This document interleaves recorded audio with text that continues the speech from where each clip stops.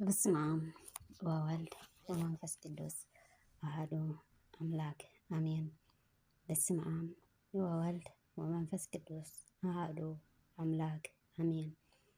በስመ አብ ወወልድ ወመንፈስ ቅዱስ አሐዱ አምላክ አሜን። ሰላም ሰላም ዘትራሉ ለእግዚአብሔር ከመይ ትብሉ ከመይ ተመስዮም። ታሪክ ቅዱስ ጴጥሮስ ተፍጻሜት ሰማዕት ሊቀ ጳጳሳት እስክንድርያ። ቅዱስ ጴጥሮስ ተፍጻሜት ሰማዕት አቡኡ ቴዎድሮስ ሊቀ ካህናት እስክንድርያ አዲዮ ሶፍያ ይበሃሉ። ወላድ ብምስኣኖም ይሓዝኑን ንኣምላኽ ይልምኑን ነበሩ። ሓደ መዓልቲ ብበዓል ናይ ቅዱሳን ሃዋርያት ጴጥሮስን ጳውሎስን 5 ሐምለ ቅድስቲ ሶፍያ ናብ ቤተ ክርስቲያን ከይዳ ክትምሕፀን ከላ ቅዱሳን ሃዋርያት ኣብ ስእልታቶም ኮይኖም ወዲ ክትወልዲ ኢኺ ንሱ ከዓ ቅዱስ ሃዋርያት ኣብ ስእልታቶም ኮይኖም ወዲ ክትወልዲ ኢኺ ንሱ ከዓ ቅዱሳን ሆርያን ስለ ዝኾነ ጴጥሮስ ኢልኪ ስሙ ኣውፅሉ በልዋ። ተወሊዱ ስሙ ጴጥሮስ ኣውፅትሉ ብመንፈሳዊ ትምህርቲ ምእንታ ከዓቢ ከምኡ እውን እግዚአብሔር የግልግል ኢሎም ንሊቀ ጳጳሳት ኣባ ቴዎኒዎስ ሃብዎ። እዚ ሊቅ ጳጳስ እዚ ኣስተምህሩ ካብ ማዕረገ ዲቁና ክሳብ ማዕረገ ክህነት ኣብፅሖም። ክመውት እንከሎ እውን ብድሕራይ ዝሽየም ጴጥሮስ እዩ ኢሉ ነገረሉ። ልክዕ ከምቲ ዝበላ መስሞተ ከዓ ቅዱስ ጴጥሮስ ተፍጻሜት ሰማዕት ኣብ ግብፂ እስክንድርያ መበል 18 ሊቀ ጳጳሳት ተሸመ። ነዚ ቅዱስ ኣብዚ 3 ተምሃሮ ነበርዎ። ንሳቶም ድማ ኤሌክሰንድሮስን እለ እስክንድሮስን አኪላስ አሪዮስ ይበሃሉ። እዚኣቶም ጥራይ ተጠቂሶም እምበር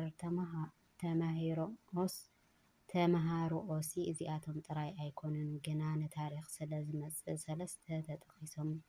አሪዮስ ሃገሩ ሊብያ እዩ። ሓደ መዓልቲ ኣብ ቤተ መዛጋቤት ናይ መፅሓፍቲ መዝገብ ኣትዩ ካብ ጥበብ ሰሎሞን ከንብብ እንከሎ ቲቤ ጥበብ ፈጠረኒ ኣብ ከመ እኩን መቅደመ ኩሉ ተግባሩ ምሳሌ ምዕራፍ 8:22 ዝብል ንባብ ረከበ።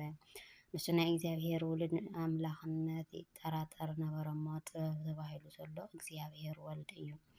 ፈጢሩኒ ማለት ከዓ ብባህሪኡ ፍጡር ስለ ዝኾነ እዩ እምበር ኢሉ ክከራኸርን ከስተምህርን መር። እዚ ነገር እዚ ናብ ተፍጻሜት ሰማዕት ቅዱስ ጴጥሮስ ብፅሕ እሞ ፀዊዑ እዚ ወደይ ከምዚ ዝበለ ትምህርቲ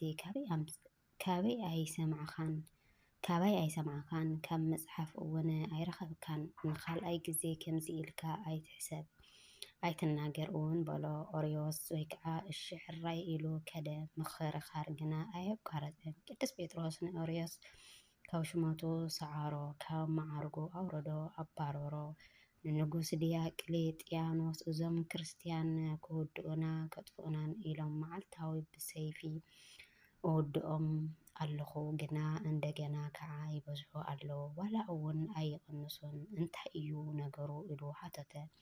ንስኻ 2,000 ቀቲልካ እንተውዒልካ 2,000 ይኣምኑ ኣጠሚቑ ዝውዕል መምህር ኣለዎም ኢሎም ነገርዎ። መን እዩ ንሱ በሎም። እቲ ናይ እስክንድርያ ሊቀ ጳጳሳት ጴጥሮስ እዩ በልዎ።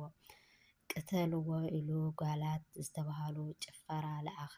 ኦርዮስ ነዚ ነገር እዚ ሰሚዑ ንኣኬላስን ንእለ እስክንድሮስን ተመሊሰ ኣለኹ እሞ ምስ መምህረይ ኣተዓርቑኒ በሎም። ከይዶም ኣቦና ተዓረቐልና በልዎ። ቅዱስ ጴጥሮስ ተመሊሱ ድዩ በሎም። እወ ተመሊሱ ኣለኹ ኢሉ በሎም። እንተተመሊሱ ደኣ ፅቡቕ ኢሉ መዓልቲ ቆፂሩ ኣፋኒዎም። በዛ ለይቲ እዚኣ ጎይታናን ኢየሱስ ክርስቶስ ብኣምሳለ ህፃን ኮይኑ ዝተቀደደ ክዳን ተኸዲኑ ርእሱ ሒዙ ክሓዝን ጉሂቡ ተራእዩ ጎይታ ምዃኑ ፈሊጡ ኦ እግዚእ መኑ ሰጠጠ ለልብስከ ጎይታይ ክዳንካ ደኣ መን እዩ ቀዲድልካ በሎ። አርዮስ ሰጠጠ ለልብስየ ኦርዮስ እዩ ቀዲድዎ በሎ። ካብቲ ናይ ባሕሪ ኣቦይ ካብቲ ናይ ባሕሪ ህይወተይ መንፈስ ቅዱስ ፈልዩኒ ወእምኔሁ ተኣቀበ ክምለስ ስለ ዘይኽእል እቲ ተወጊስዎ ዘሎ ወገዝቲ ከይትፈትሕ ተጠንቀቕ በሎ። ጎይታ ኣብዚ ግዜ እዚ ኣተሓዛዝንኡ ንቅዱስ ጴጥሮስ ክሳብ ግዜ ምጽኣት ዘሎ ነገራት ኩሉ ነገር እቶም ክልተ መማህርቲ ኣኬላሳን እለ እስክንድሮስን ከም ቆፀሮኦም ንኦርዮስ ሒዞም ናብ ቅዱስ ጴጥሮስ መፁ። ኦርዮስ ሓደ እግሩ ናብ ውሽጢ ቤት ሓደ እግሩ ኣብ ደገ ከሎ ውግዝ ኦርዮስ ብሰማይ ወብምድር ኢሉ ወገዞ። ኦርዮስ ሃዲሙ ከይዱ ጠፍአ። በዓል ኣኬላስ ደንጊጾም ተጠበሉ። እዞም ደቀይ ስለምንታይ ትድንግጹ በሎም። ክነተዓርቀ ኢልና እንደገና ከም ዝገደደ ኮይኑ ደኣ እንታይ ከ ዘየደንግጽ ኣለና በልዎ። ኣነ ናይ ጎይታይ ፍቓድ ከጥሕስ ኣይክእልን እየ። ዕለተ ሞተይ ቀሪቡ እዩ። ብድሕረይ ኣኬላስ ወደይ ክሸሞ እየ። ብውዳሴ ከንቱ ጠሊፈ ብናይ መስተታት ወይ ከዓ ብሓደ ምዕባይ ፍቅሪ ተገዲዱ ናብቲ ዝነበሮ ሽመት ክምለስ እዩ። ንሱ እውን ኣይተጠቐመን። ኣመንፈቀ ኣብ 6 ወርሒ ክቐዘፍ እዩ። ካብኡ ቀፂሉ ወደይ እለ እስክንድሮስ ክሸሞ እየ።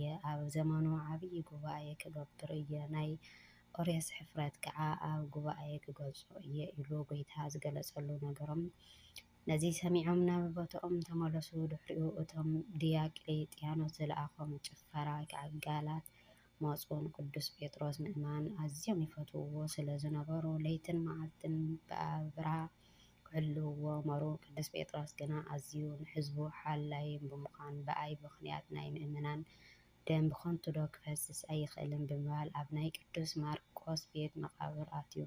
ኦ እግዚእ ረሲያ ለዛቲ ደምየ ተፍጻሜተ ደም ኩሎሙ ሰማዕተ አንጾኪያ ንደመይ ናይ መወዳእታ ሰማዕትነት ግበራ ኢሉ ክጽሊ ይመር። በዚ ምክንያት እዚ ከዓ ጴጥሮስ ተፍጻሜት ሰማዕትነት ተባሃለ ክጽዋዕ ከሎ ከምዚ ማለቱ ግና ብድሕሪኡ ስለ ክብሪ ወንጌል መከራ ንዝቕበሉ ምእመናን ሰማዕቲ ኮይኑ ወይ ሰማዕት ከይበሃል ተመቓኒዩ ዘይኮነስ መከራ ምስ በርትዖም ከይሓድጉ እሞ ከይደንኑ ኢሉ እዩ።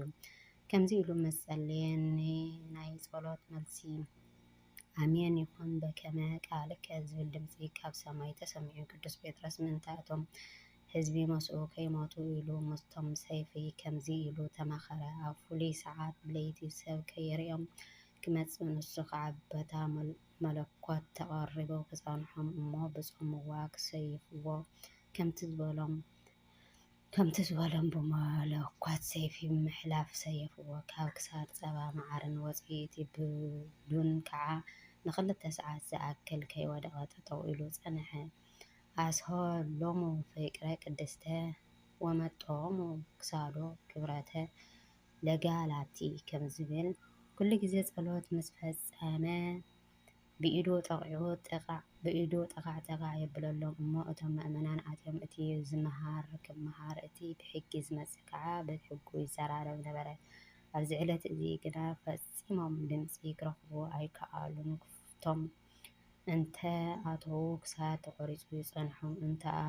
እንተ ኣጋጠሞም ወኢተረክበ ኣሰረ ምትረተ ይብሉ። ሰይፊ ዘይተንከዮ ኮይኑ ጸንሖም። ኣብ መንበሩ ከዓ እንትረፎ ሓንቲ መዓልቲ ተቐሚጡ ኣይፈልጥን ነበረ። ምክንያቱ ሓደ መዓልቲ እናስተማሃረ እንከሎ ጎይታ ተቐሚጥዎ ስለ ዘረኣዮ ኣነ ምስ ጎይታይ ተጸቓቒጠ ኣይቅመጥን ብምባል ነበረ። እንታይ ደኣ ኣብቲ ጎኑ ምንጻፍ እንጺፈ ኣብ ተራ መንበር ይቕመጥ ነበረ። ሽዑ እቶም ምእመናን ኣብዚ መንበር እዚ ገይሮም ብመዝሙር ብማህሌትን ክብሪ ቀበርዎ። ናይ ቅዱስ ጴጥሮስ ተፍጻሜት ሰማዕት በረከት ምስ ኩላትና ህዝበ ክርስቲያን ይኹን አሜን። ሰላም ለከ ሰባኪ ሃይማኖት በጥያቄ አምላከ ጳውሎስ በሰሎምቄ እፀ ወይኒ ጴጥሮስ ወእፀ ሐዲስ ኤሎቄ አርግባ ዘሞረ ሞንቄ እንተ ጸለልከ እንቄ እፎኖመ ጊዜ ሰርከ አውአይከ መርቄ አሜን። ወስብሐት ለእግዚአብሔር ወለወላዲቱ ድንግል ወለመስቀሉ ክቡር። ዘንጠብጠብዎ ብኣፈ ትጓሃል